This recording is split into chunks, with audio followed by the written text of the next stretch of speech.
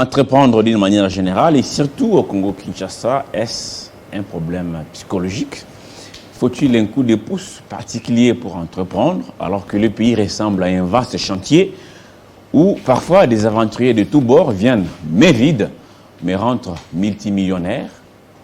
Les Congolais a-t-il peur de faire des millions dans son propre pays? Oui, c'est une très bonne question à poser à nos deux invités principaux. Mais il y a d'abord Augustine. Donc, ou bien ils vont se présenter elles-mêmes pour aller plus vite et plus mieux. Bonjour à vous. Bonjour. Je commence par la dame. Oui, donc je m'appelle Mina Gagé. Je suis étudiante en psychologie, en master de psychologie clinique, psychanalytique, interculturelle et transculturelle à la Sorbonne Paris-Nord, donc en France. Et donc je suis licenciée en psychologie clinique. Moi, je suis spécialisée plutôt en protection de l'enfance et sur les questions de traumatisme, et en tout cas en psychologie en général. Et donc j'accompagne ma collègue Augustine sur la question de l'entrepreneuriat et de la psychologie. Ah, très bien. Alors, Augustine, vous présentez-vous aussi. Est-ce qu'il y a des détails importants? Oui.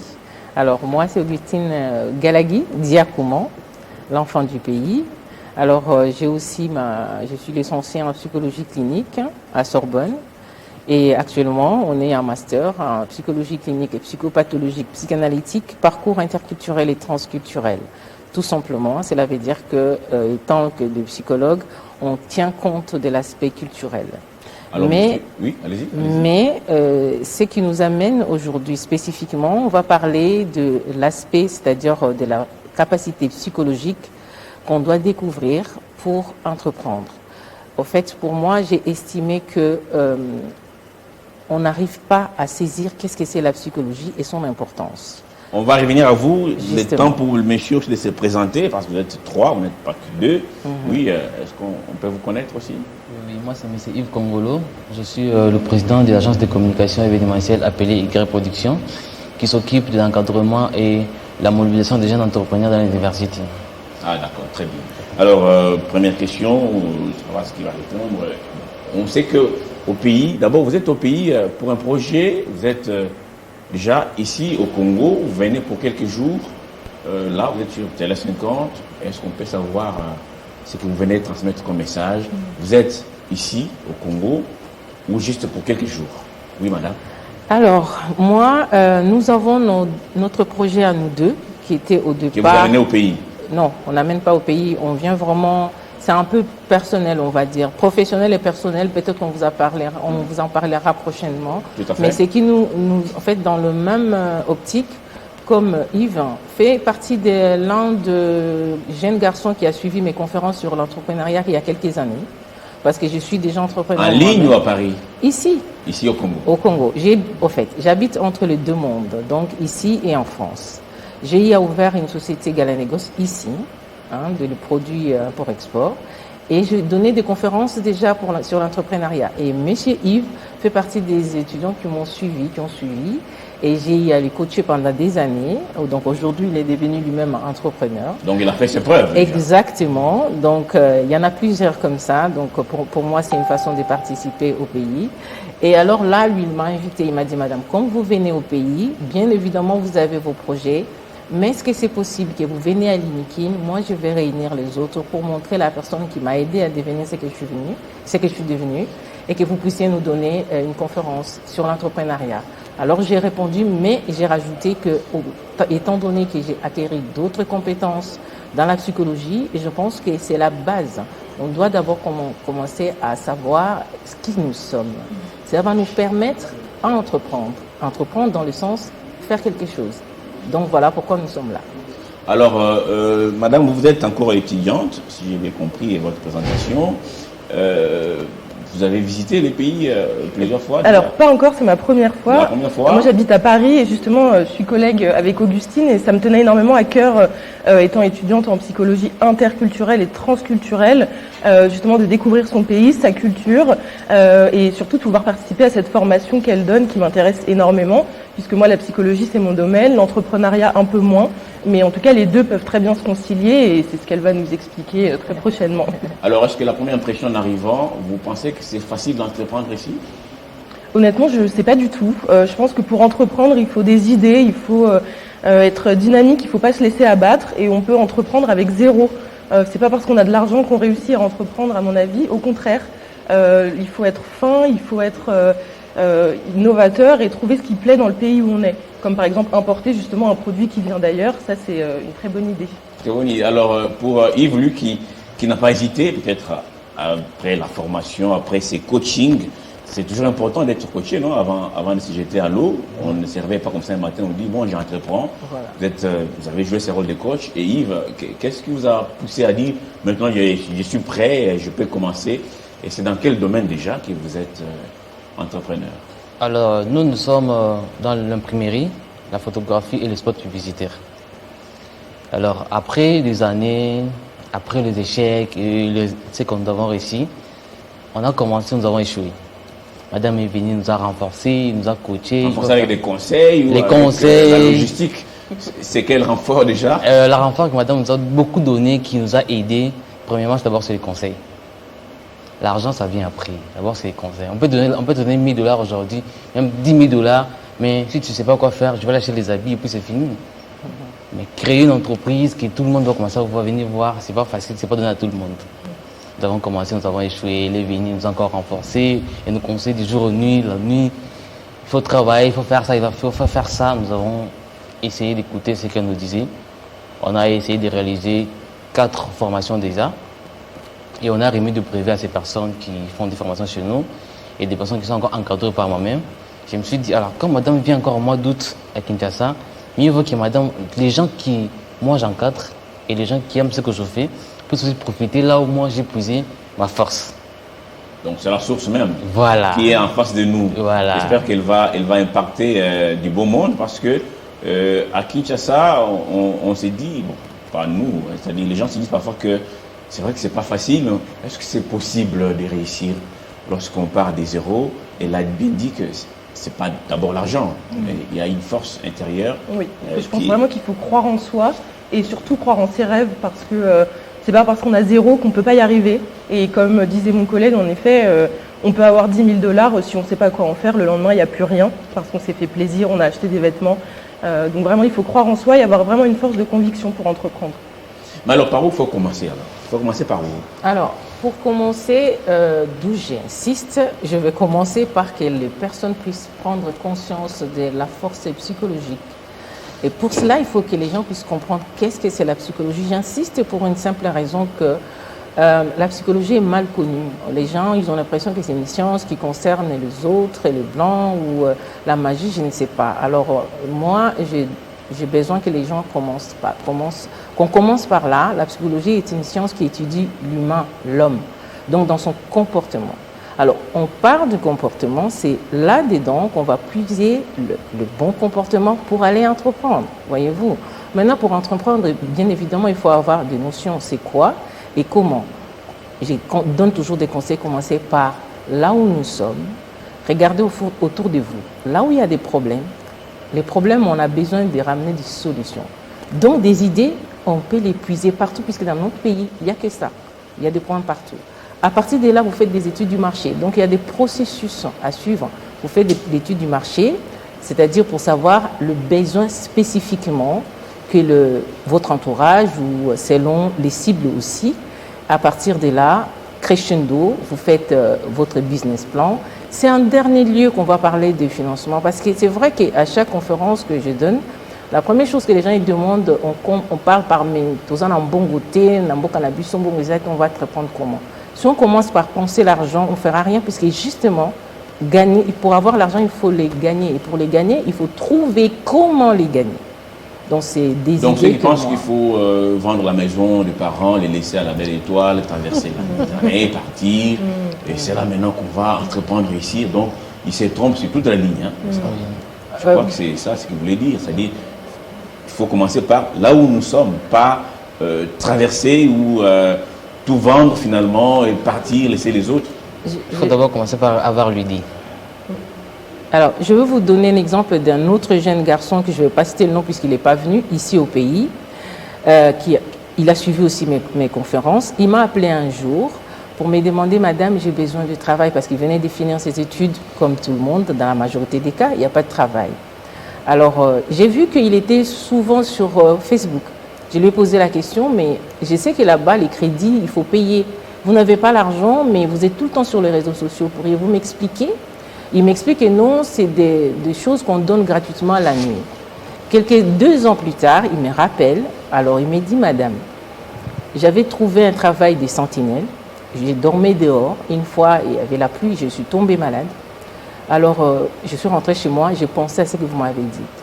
Je lui avais dit, si vous n'êtes pas capable de multiplier 1 euro pour que ça devienne 2 euros, même si on vous donne 1000 euros, vous serez incapable de les multiplier. Alors regardez autour de vous, qu'est-ce qui vaut 1 euro? Demandez-vous avec 1 euro, qu'est-ce que vous pouvez faire avec? Il a vendu son téléphone qu'il avait pour 20 $. Il a acheté des petites cartes, je pense, de crédit. Il a commencé crescendo au bout de 2 ans. Il m'a envoyé une photo. Il a fait sa petite boutique avec des cartons. Voyez-vous? Et il m'a dit, madame, actuellement, j'ai 250 $, j'ai mis à côté. Je commence à aider ma mère. Là, on commence à travailler avec ma mère. Et madame, je vous promets, dans 5 ans, quand vous allez venir au pays, c'est moi qui va vous recevoir. Est-ce qu'on peut qualifier de la folie pour une jeune dame, un jeune garçon qui a, par exemple, un iPhone 13 Pro Max, mais qui s'est plaint qu'il a faim, par exemple? Est-ce qu'on peut qualifier de la folie un tel concept où vous avez un iPhone 13 Pro Max, mais vous vous plaignez de la faim? Alors, je ne dirais pas de la folie dans le sens où folie, malade mentaux, des choses, maladies mentales, non. Plutôt des normes de société. Voyez-vous, j'insiste sur la psychologie puisque quand nous sommes enfants, bébés, notre cerveau, il n'y a rien dedans. C'est constitué des éléments de notre environnement, de notre éducation. C'est ça qui fait la différence entre l'homme et l'animal parce que l'homme a des normes. Maintenant, posez-vous la question, quelles sont les normes qui constituent le psyché de nos gènes, de la société? Ces normes-là où on estime que pour être valorisé, il faut avoir un iPhone, mais en attendant, on dort, on a faim. Mais il faut apprendre aux gens. Les condamner ou les clouer et les considérer comme des maladies mentales, et pourtant on ne fait rien pour comprendre déjà le processus qui fait que les gens commencent à penser ou à réagir de la sorte. Déjà, ça pose un problème de responsabilité. Donc, pour moi, ce n'est pas des maladies mentales, c'est juste question de normes de notre société qui tournent, on va dire, du côté négatif. Avant de développer normes, surtout, et peut-être aussi chuter avec vous, je prends Nathalie Yoko, ici à Télé 50, 10h c'est l'heure, et chaque heure, c'est information. Nathalie, à vous pour la dernière livraison. Merci beaucoup, Christophe. Merci également à vous d'être resté avec nous. La Minute Info, c'est tout de suite.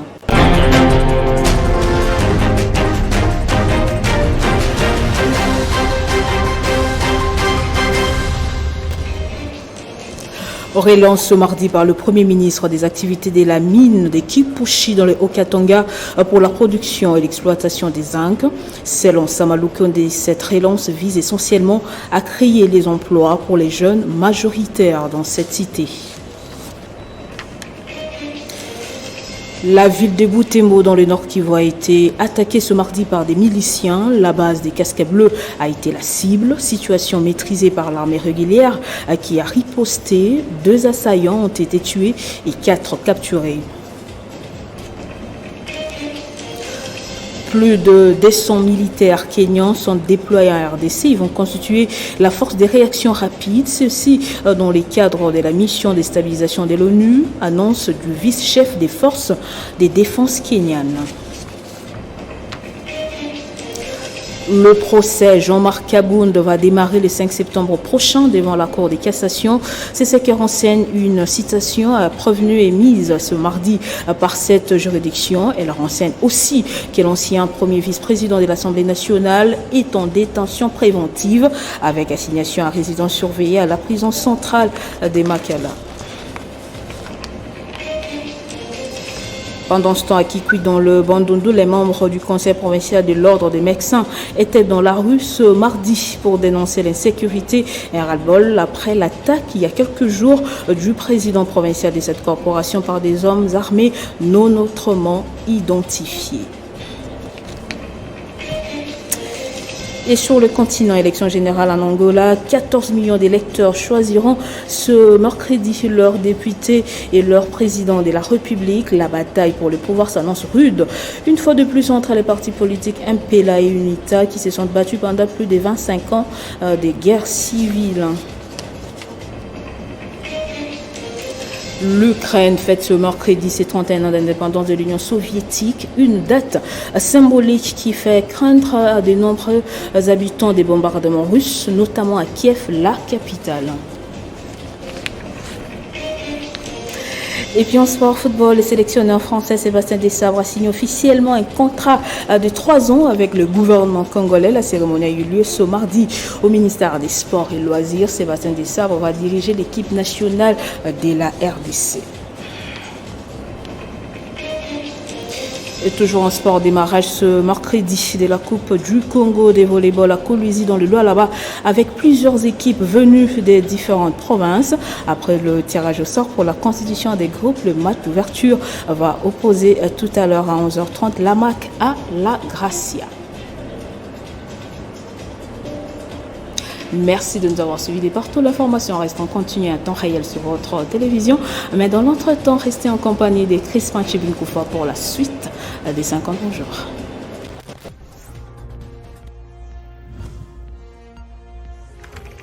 L'actualité reste en continu.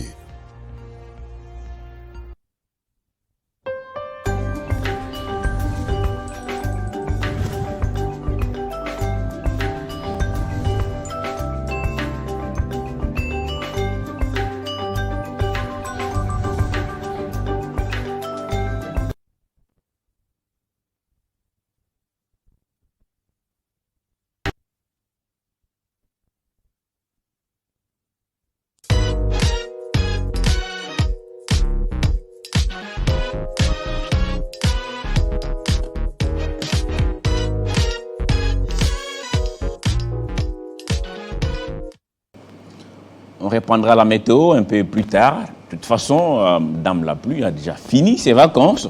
Le retour, c'est déjà annoncé. Donc, il fera un peu plus chaud dans quelques jours.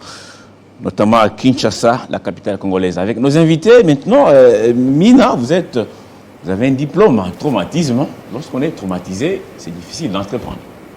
Je ne suis pas sûre, au contraire, je pense que pour sortir d'un traumatisme, donc pour accéder à la résilience, il faut avoir des objectifs. Donc ça peut être des activités sportives, je ne sais pas, un nouveau travail. Et justement, le fait d'entreprendre, ça occupe l'esprit.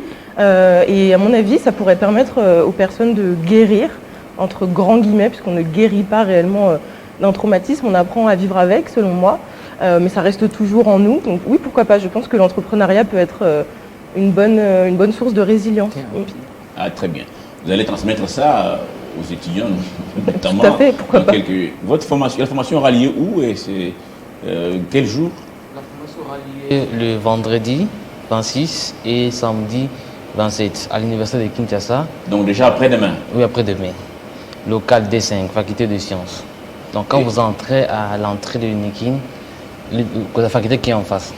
Et qui vont prendre part à cette formation, madame, c'est tout le monde, c'est gratuit. C'est vrai qu'ici, déjà, on parle de gratuité de l'enseignement, c'est l'enseignement de base, hein, bien évidemment. Est-ce que cette formation est gratuite? Alors, pour répondre à cette question, je pense que c'est Yves, puisque c'est lui l'organisateur. Qui vous a invité, qui m'a invité, donc je suis invité. Voilà, la formation, c'est pas gratuit parce que la connaissance, ça se vend.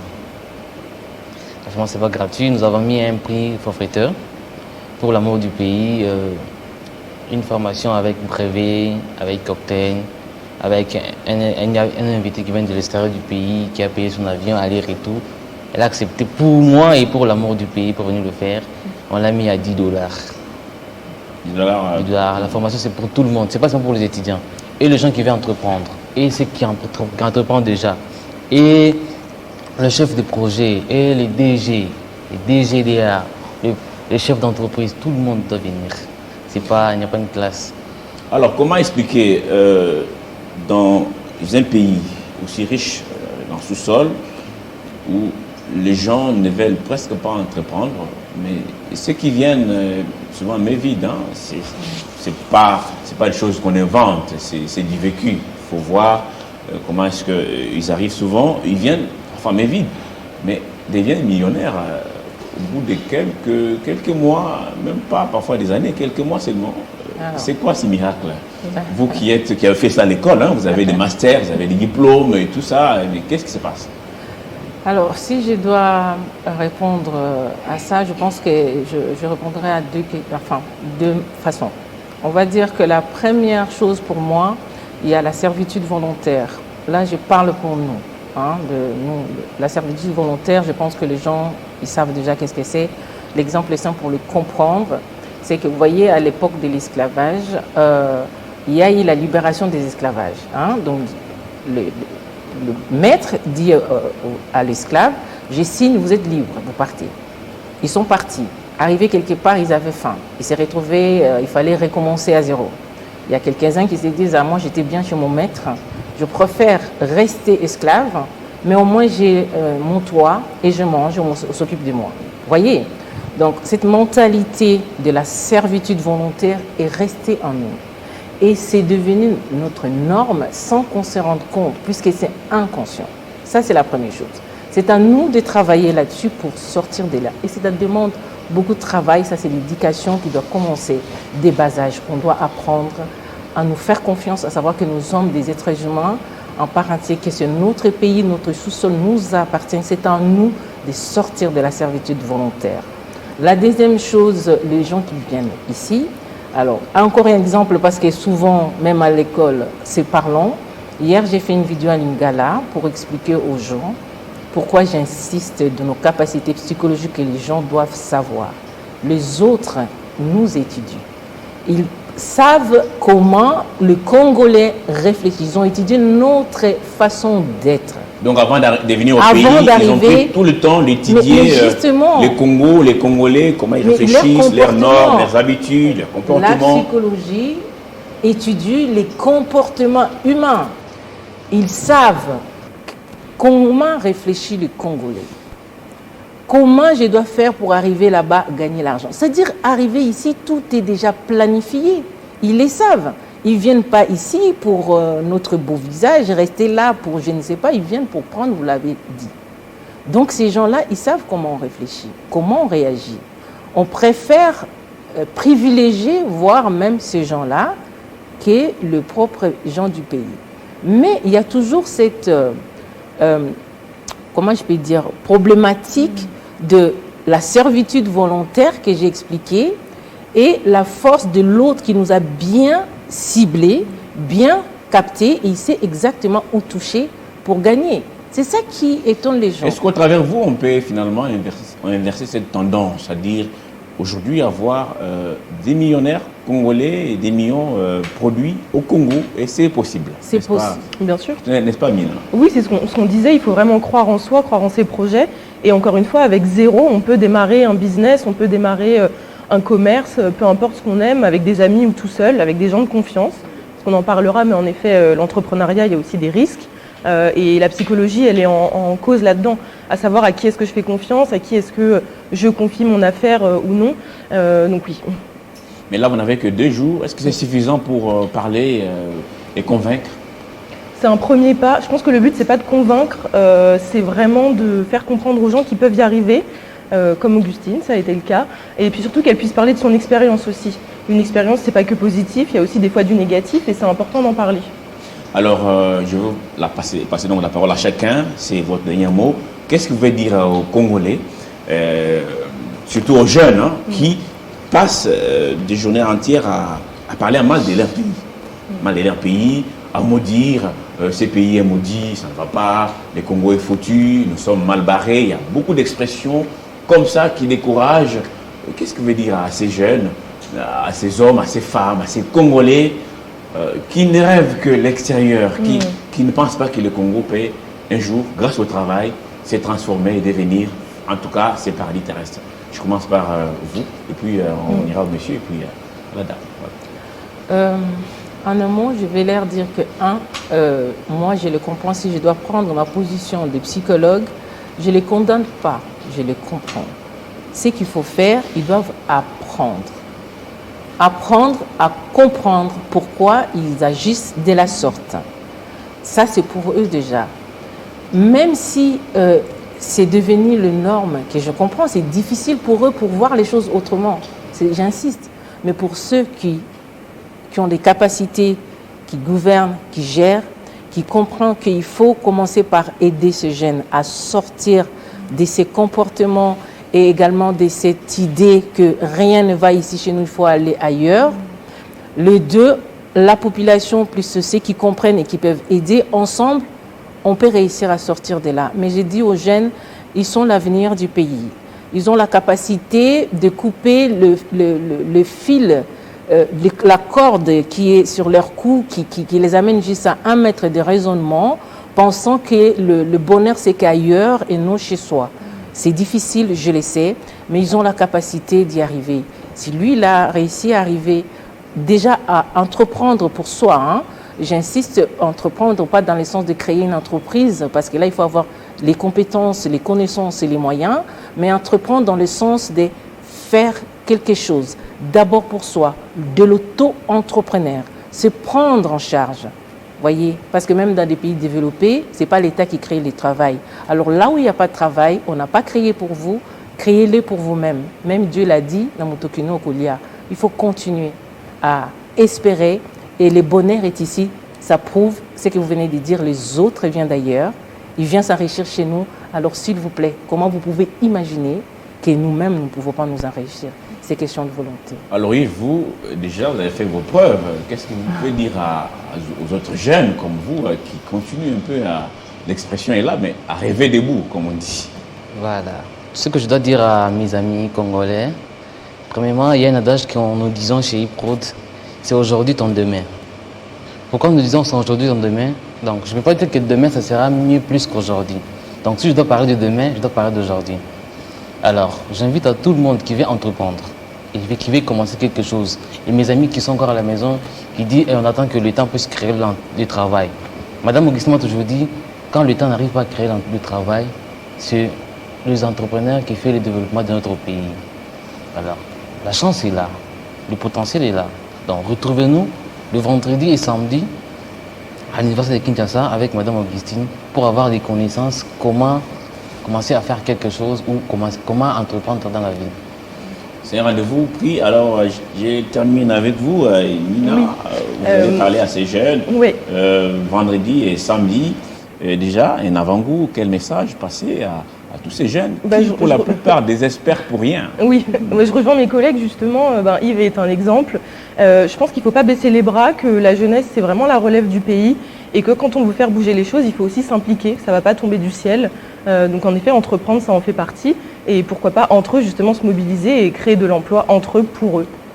En tout cas, l'affiche est là. Si on peut vraiment voir ça en grand, comme ça, les rendez-vous est pris. Très bien. Donc, ce 26, 27 août 2022, 16h, donc 14h à 16h, les rendez-vous est pris. Allez, ne passez pas seulement du temps à critiquer, à désespérer, à vous lamenter. Non, sortez les chevaux, allez apprendre. C'est très important.